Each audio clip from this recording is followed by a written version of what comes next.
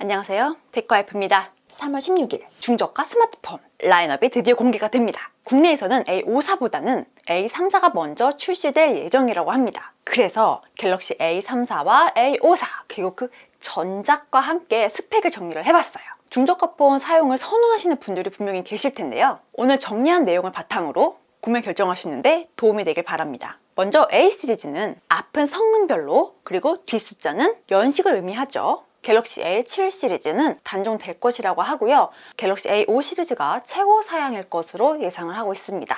먼저 갤럭시 A3 시리즈와 갤럭시 A5 시리즈는 그 전면, 디자인, 그리고 AOD 이렇게 세 가지로 구분을 할 수가 있어요. 보급형 스마트폰 중에서 인피니트 O 디스플레이를 선호하시는 분들은 갤럭시 A5 시리즈를 가시면 되시고요. 굳이 두 가지 상관없다 하시면은 더 폭넓게 고려하시면 되십니다. AP를 살펴보겠습니다. 엑시노스 1280 후속 모델인 엑시노스 1380 칩셋은 엑시노스 1280과 동일한 GPU인데 엑시노스 1280과 비교하여 보았을 때 싱글은 비슷하고요. 멀티코어는 50% 정도 이상 늘어난 것을 알 수가 있었어요. 스냅드래곤 788G보다 대략 한 8에서 10% 정도 기펜치 점수가 잘 나오는 수치입니다. 대략 점수만 비교를 하면 갤럭시 A52s의 스냅드래곤 778G보다 약간 더 높은 성능을 보이고 있습니다. 그런데 약간 고민해야 할 부분은 보급형 스마트폰은 최적화가 약간 미흡하더라고요. 그래서 스냅드래곤보다는 아무리 성능이 좋다고 하지만 제 생각에는 비슷비슷하지 않을까 라는 생각을 갖고 있습니다. 제가 5가지 기종을 나열을 했는데요. AP만 살펴보면 갤럭시 A54가 가장 우수하고요.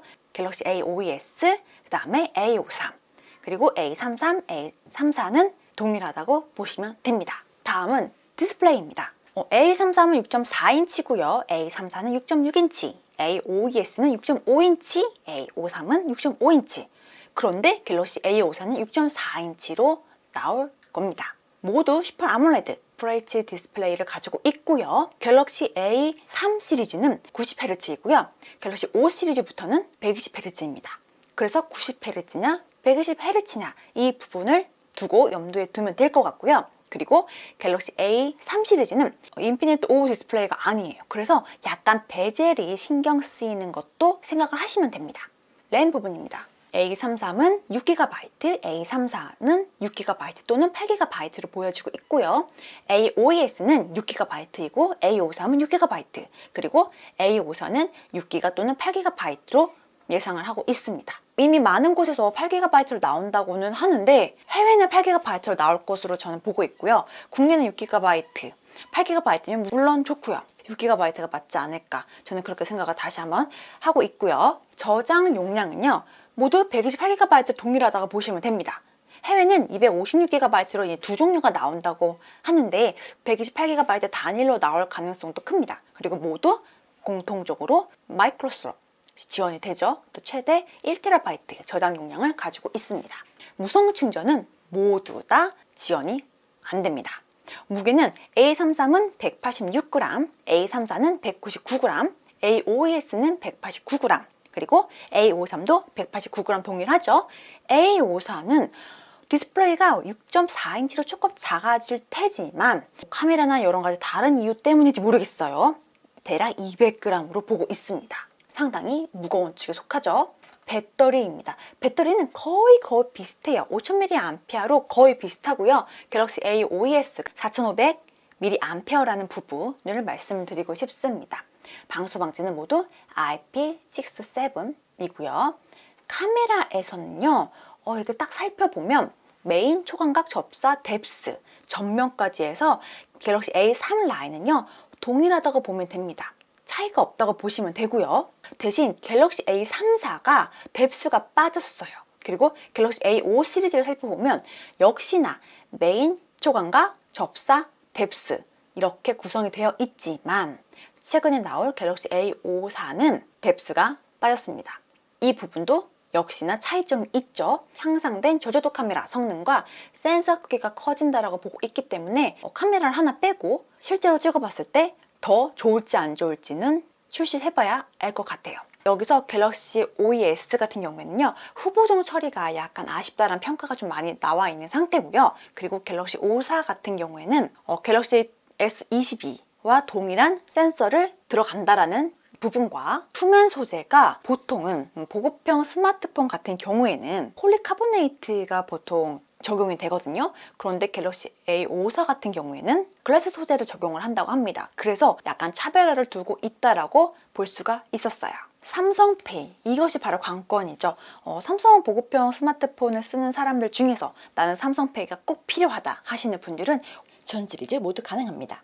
지금 출고가에 대해서 많은 이야기들이 나오고 있어요. 유로 가격으로 봤을 때, 그리고 인도 가격으로 봤을 때 약간 첨차만별인데요. 유로 가격으로 말씀드릴게요. 갤럭시 A33은요 49만 9,400원이고요. 갤럭시 34는 유로 기준으로 59만 원대를 보고 있습니다. 그리고 갤럭시 5S는 59만 9,500원이죠. 그리고 갤럭시 53 같은 경우에는 59만 9,500원 동일하고요. 갤럭시 54가 문제예요.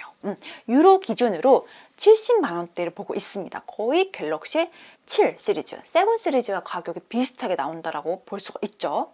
인도 예상 가격으로 보면 약간 좀 다운이 될 수 있긴 하겠지만 정말 나이스한 가격으로 60만 원대 아니면 최대 70만 원대까지 보고 있습니다. 그리고 굉장히 아쉬운 소식이 있다면 갤럭시 A54 같은 경우에는 이것도 좀 바람이긴 한데 SK 전용으로 나올 확률이 굉장히 커졌어요.